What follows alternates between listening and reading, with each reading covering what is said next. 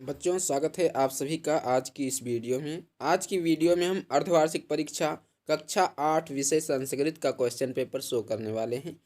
ऐसा ही question paper आपकी अर्धवार्षिक परीक्षा में आपको देखने को मिलेगा और अगर यही आपका सीरियल आता है तो यही पेपर आपको मिलेगा। तो इसको क्या करना है, आपको ध्यानपूर्वक देखना है क्योंकि ऐसे ही क्वेश्चंस आपकी परीक्षा में आते हैं। तो चलिए हम वीडियो स्टार्ट करते हैं। सबसे पहले आपको पेपर मिलेगा, उस पर अगर नेम का ऑप्शन है तो वहाँ पे नेम डालना है, रोल नंबर डाल देना है। और ये अर्धवार्षिक परीक्षा का कक्षा 8 का पेपर है, आपको ध्यान से देखना है, संस्कृत विषय का है। इस पेपर को करने के लिए आपको 2 घंटे 30 मिनट का समय दिया जाएगा। पूर्णांक इसका 100 का रहेगा, जैसा कि आपका रहता है।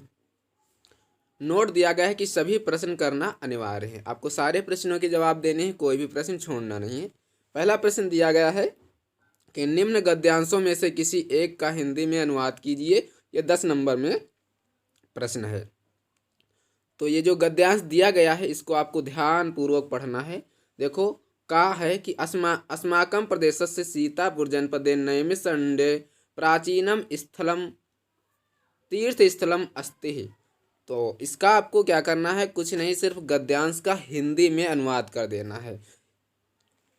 तो इस प्रकार से इसको पूरे को आपको पढ़ना है, इसके बाद अनुवाद कर देना। देखो यहाँ पे एक ध्यान देने वाली बात यह है कि ये का और एक खा दो दिए गए हैं गद्यांश, दो में से सिर्फ आपको एक करना है, एक छोड़ देना है। कोई भी एक आप छोड़ सकते हो, चाहे ये वाला छोड़ दीजिए या फिर ये वाला दीपावली प्रकाशस्य महोत्सव अस्ति, ये वाला छोड़ सकते हो। दो में से एक कोई भी छोड़ दीजिए, आपको पूरे नंबर दिए जाएंगे।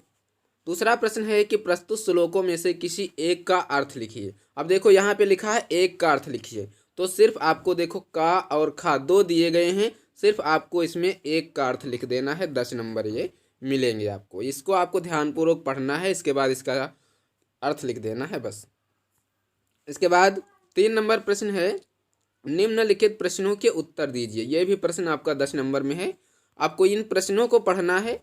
कहा है कि आश्रमस्य समीपे का नदी प्रवहति, खा है काले काले काह वर्षति स्म, गा है सतीशस्य जननी केन पीड़िता अस्ति, घा है मुकुला कस्य मित्रणम अस्ति, अंगा है दीपावली कस्य पर्व आसीत।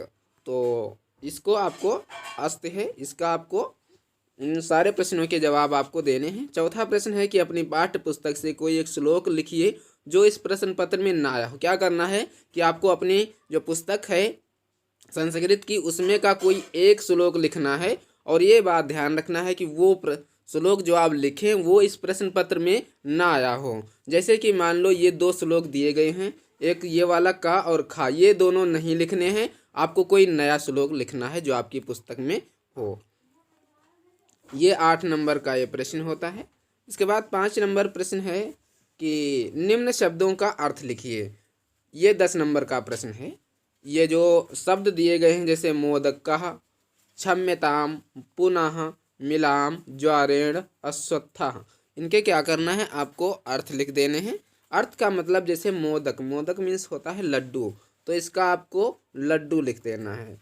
ये इस प्रकार से आप इसका लड्डू लिख देंगे, हो जाएगा। इनके आपको कितने के लिखने हैं, सारे शब्दों के अर्थ आपको लिख देने हैं। 6 नंबर प्रश्न है अगला कि निम्नलिखित पर्यायवाची शब्दों का संस्कृत लिखिए। ये आपको संस्कृत लिख देना है, 10 नंबर में है। तो भागिनी, जननी, पितामह, मातुलः, जनकः, इनके आपको पर्यायवाची शब्द लिख देने हैं। 7 नंबर प्रश्न है कि राजा या माता का रूप षष्ठी विभक्ति सभी वचनों में लिखिए। ये आपको लिख देने हैं। और 8 नंबर प्रश्न है दृश्य धातु का रूप लट लकार उत्तम पुरुष के सभी वचनों में लिखिए। ये भी 8 नंबर में प्रश्न है।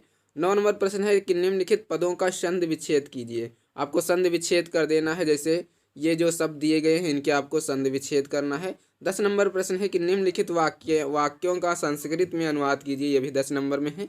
तो ये जो शब्द दिए गए हैं इनका संस्कृत में अनुवाद कर देना है। जैसे पहला है कि समय समय पर वर्षा होती है, और खा वाला है कि दीपावली प्रकाश का पर्व है, गा है पत्थर में भी प्राण है, घा है महावीर की माता का नाम त्रिशला था, अंगा है मुकुल एक बालक है। इन शब्दों का आपको संस्कृत में अनुवाद कर देना है। 10 नंबर मिलेंगे, 5 हैं, प्रत्येक के आपको 2 नंबर मिलेंगे, यानी कि ये 5 दूनी 10 नंबर मिल जाएंगे आपको। 11 नंबर प्रश्न है कि उचित मिलान कीजिए। ये जो मिलान दिया गया है इसको आपको मिलान कर देना है। जैसे सूर्योदयात पूर्वम, तो क्या होता है वो आपको इसमें मिलान कर लेना है। स्नानम सहयो अपठनाय कक्षायाम, तो इन सब का क्या करना है आपको, जैसे जो जिसमें मिलेगा आपको मिला देना है। इस प्रकार से इसको करना है। तो ये था कक्षा 8 संस्कृत का क्वेश्चन पेपर। आशा करता हूँ आपको वीडियो बहुत पसंद आया होगा।